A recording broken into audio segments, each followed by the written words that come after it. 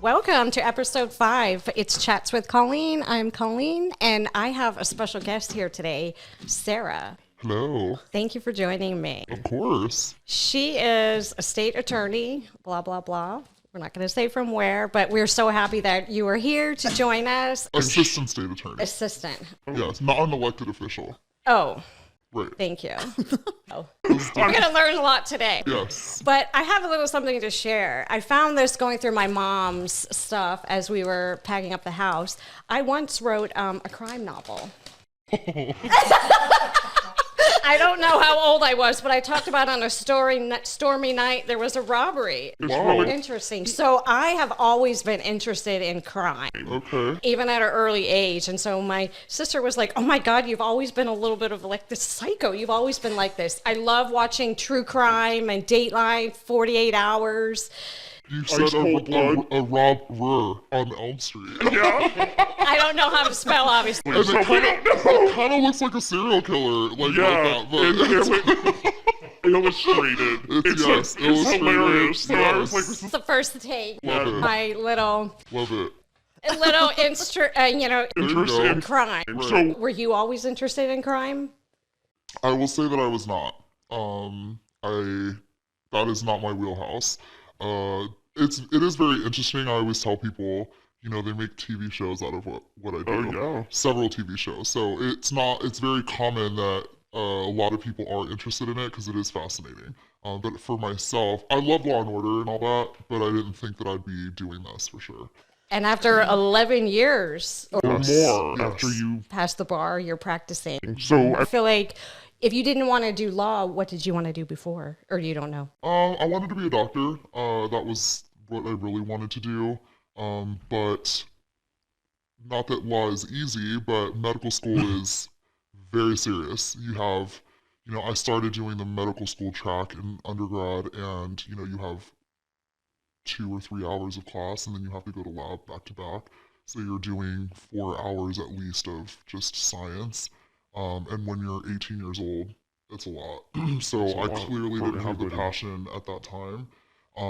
So I definitely wanted to be a doctor. And I don't know why. I think it's just I was fascinated by medicine and science, but didn't work out for me. So here I am. But I think being a doctor, you help people and you're solving cases for people. So this is very similar because you're helping people in a different way. Yes. Yes. A lot of people, lawyers get a bad rap, because they're all, there's like the jokes of how do you know if a lawyer's lying? They're like, their lips are moving, right? So I am very proud to say this is something that's a very noble part of the profession. You definitely, it's a very rewarding job, specifically in what I do every day. So I can proudly say I wear a white hat every day. I'm trying to make a difference. And so that's huge.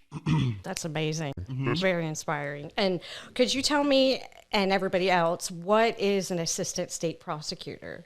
What does that actually mean? So it's there's an elected official, which is why when you said state attorney, so he's elected.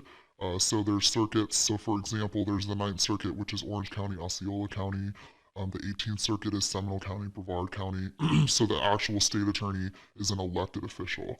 So he's a lawyer, but it's an elected political position. Then we are sworn in under him or her as a assistant state attorney. So I forgot your question because I went on a tangent, but we prosecute as the state of Florida. So people think, the party to the case is the state of Florida versus a defendant. Right. So we bring charges against an individual who has committed a crime. And so specifically in what I do, those crimes are from misdemeanors to felonies. Now you have like attorney general's offices. Those are also criminal, but they also have financial cases that are also criminal, but involves different multiple counties and circuits. But specifically for an assistant state attorney, we are the ones bringing charges against an individual. And a lot of people don't know this, but like if I ask you who's the most powerful person in a courtroom, would you know what would your answer be? I think I would say the judge. Right. Well, the judge, it's actually the prosecutor. So a judge is essentially an umpire. They call balls and strikes. So they do not bring charges.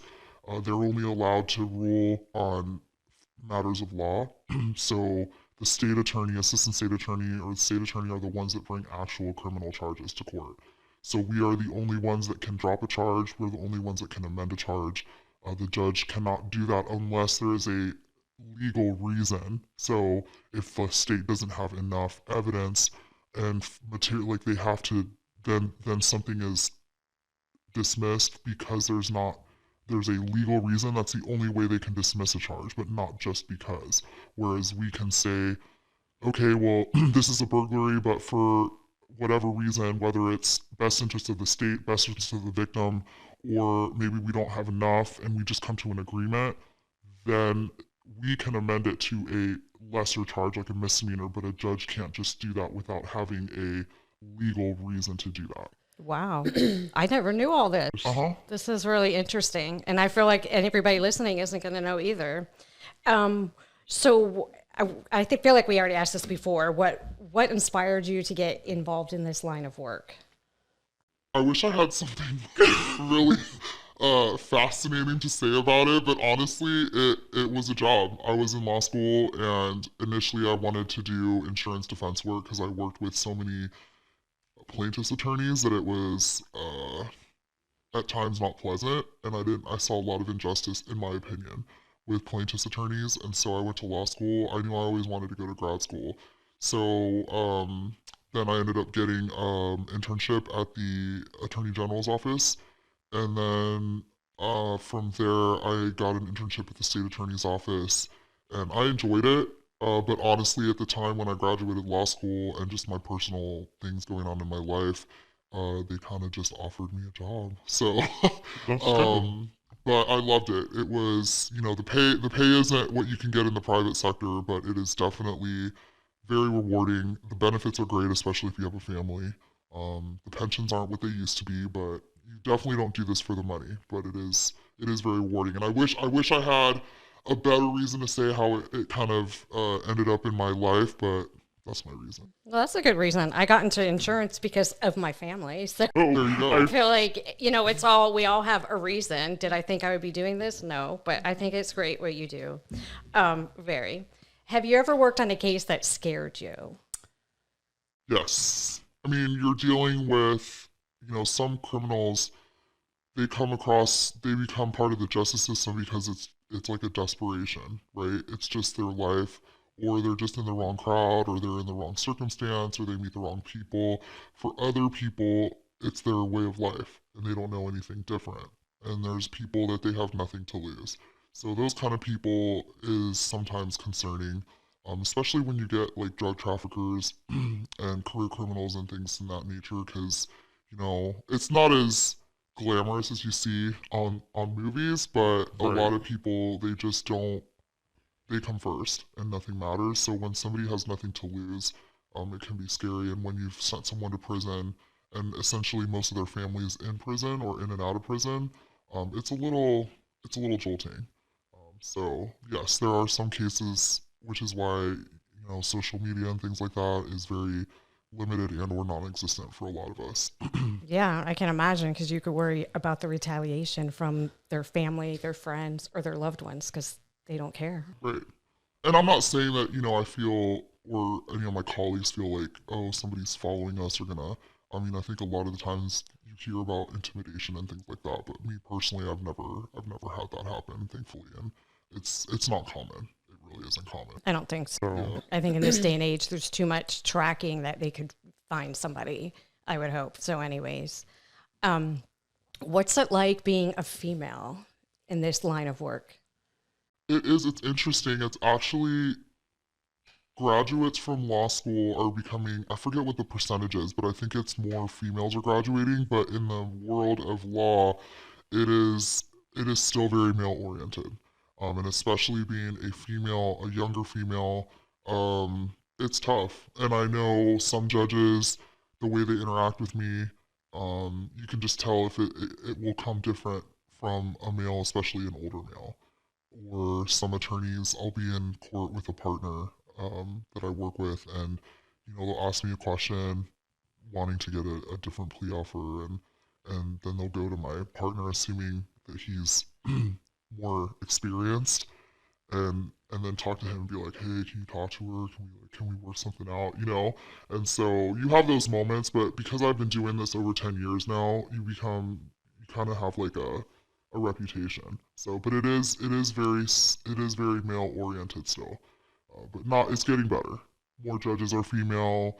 You're seeing more and more female attorneys, so it is improving. How about the pay? Is the pay the same? We're getting better.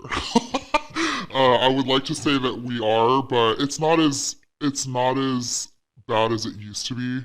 So it is getting better. I will say that. Close. I understand that too. I deal with the same thing in my line of work. Right. With men, sometimes it's difficult.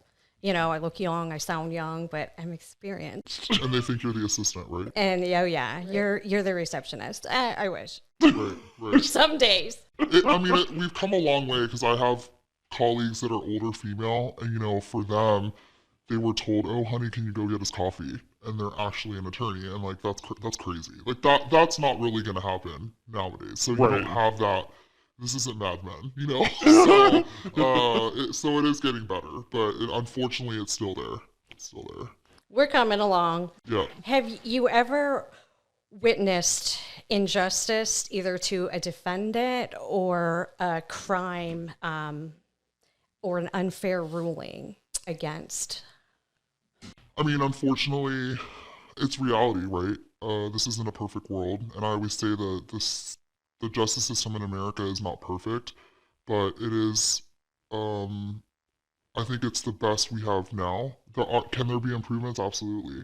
And personally, you could say there are cases where a judge is a political appointment also, right? So they have to run for office or for their position. And so they don't want to piss off the community or a defense attorney. And so the rulings sometimes that they do tend to be more in favor to a defendant. And so as a prosecutor, you're like pulling your hair out. Like, how can you not see the evidence? But they're going to always mostly rule in favorable of the defendant. So there are cases where we're getting better, but for example, text messages.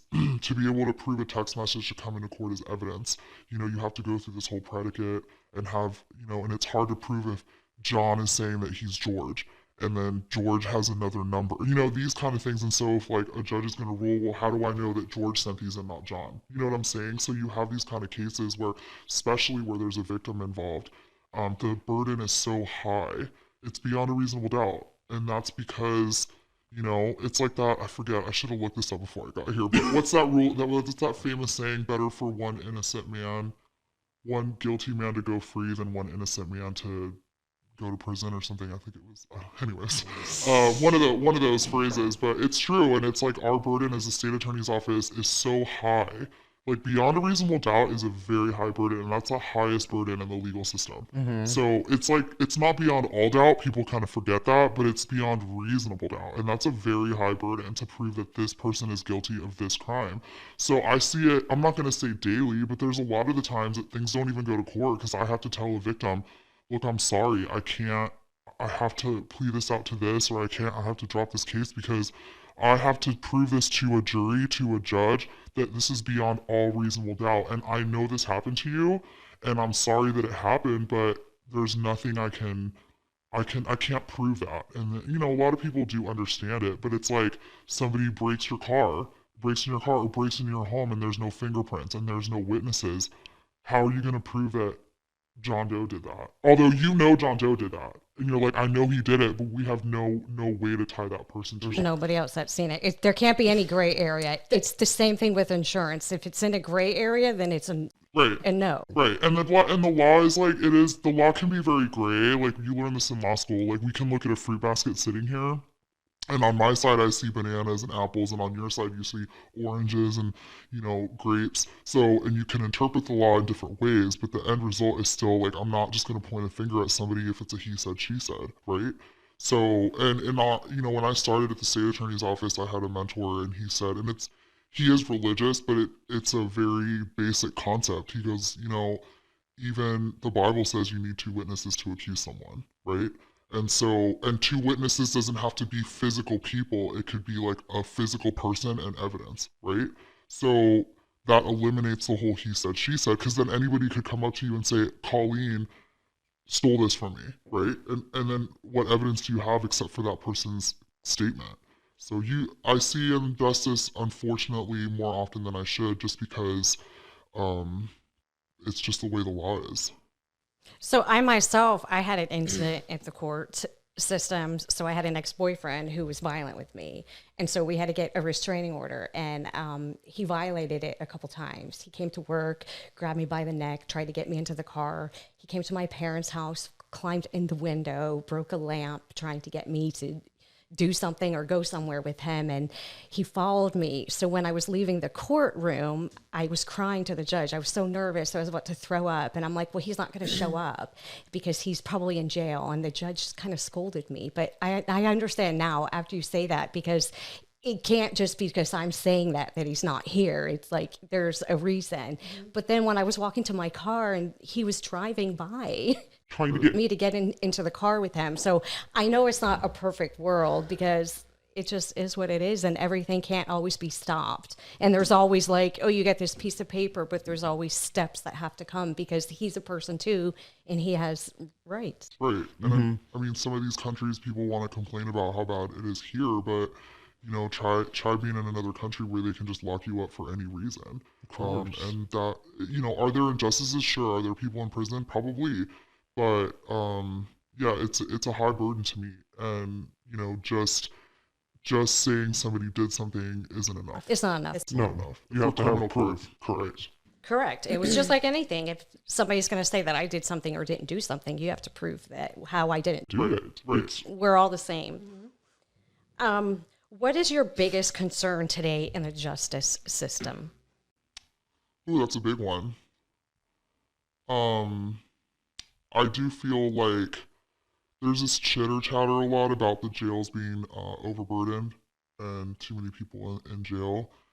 I don't really agree with that. I mean, I have a fear. I mean, Florida, and this isn't getting into politics, but some of these states where they're not even arresting people for committing crimes, that's crazy, right? I have people come out to me, oh, this is a victimless crime, like drugs.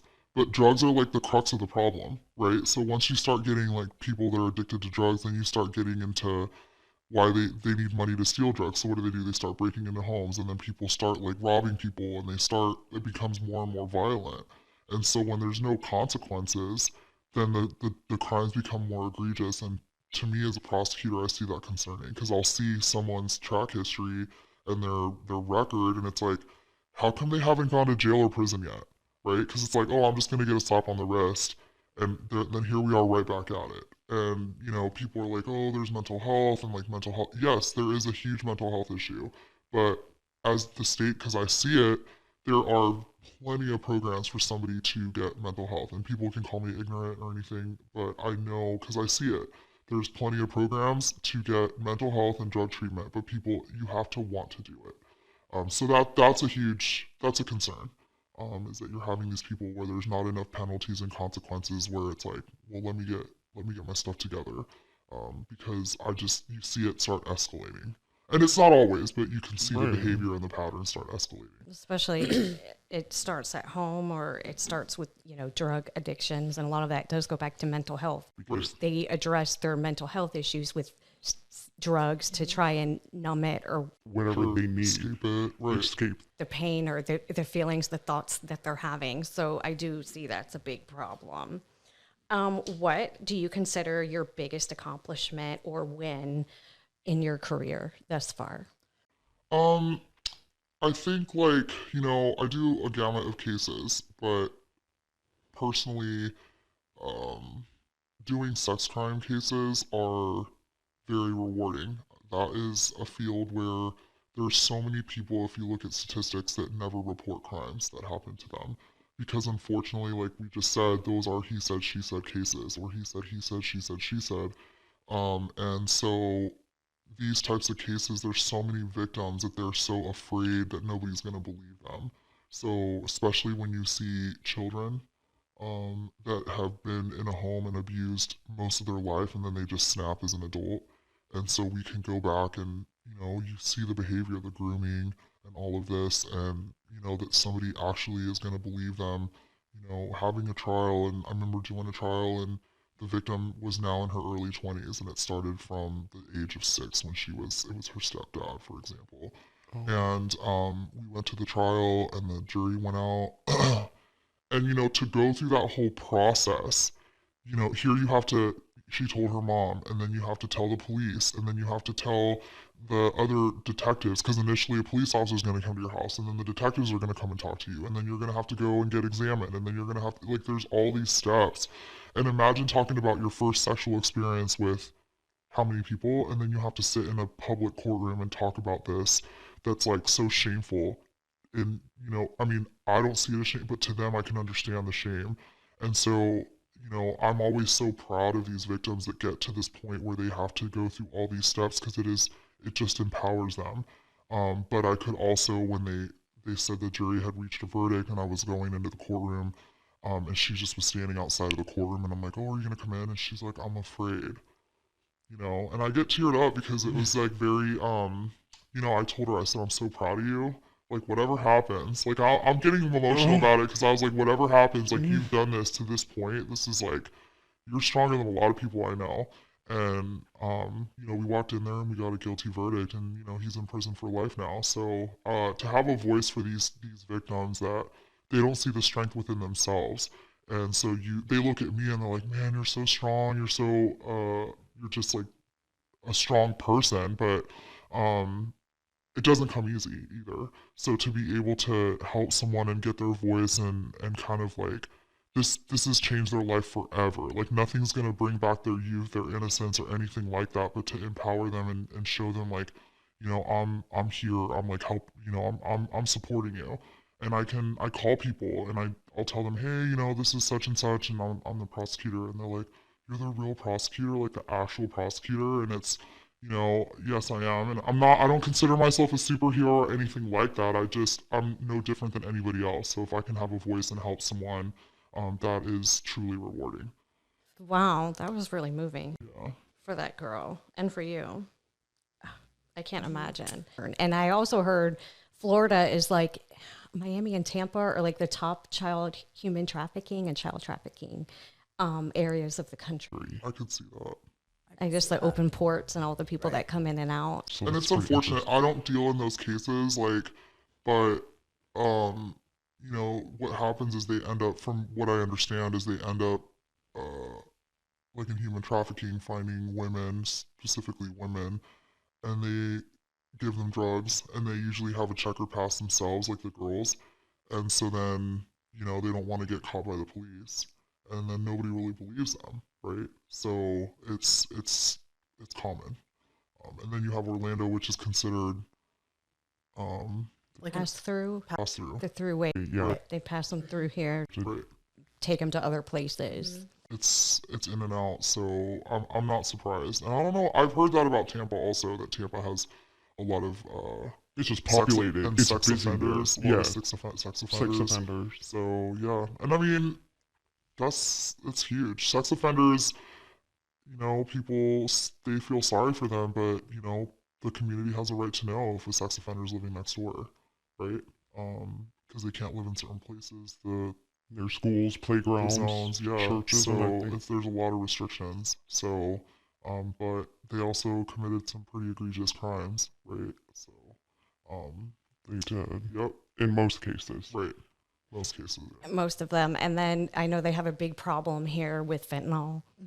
Fentanyl's, I mean, if someone's buying drug off the streets, I'd be very concerned. Because you don't know what they're cutting it with. No. And fentanyl can kill, I mean, it's crazy. I wish I had Googled this, but fentanyl, the statistic is crazy how much, like, a small amount can kill someone. I don't understand how, if that is, like, I hear that, but then people take the pills and they shoot it. I'm like, how are they doing that? But they just build up such a tolerance to it. And at some point, I mean, it's scary. It's very scary. Very scary. You shouldn't be buying them. They put it on Xanax and marijuana. So if you're doing Xanax, get a prescription. If there's a reason. You don't need to be buying them. Right. If you're getting some shady something from someone, I'd be a little concerned. Or just cocaine or crack. I mean, it's crazy, but it is a problem for sure.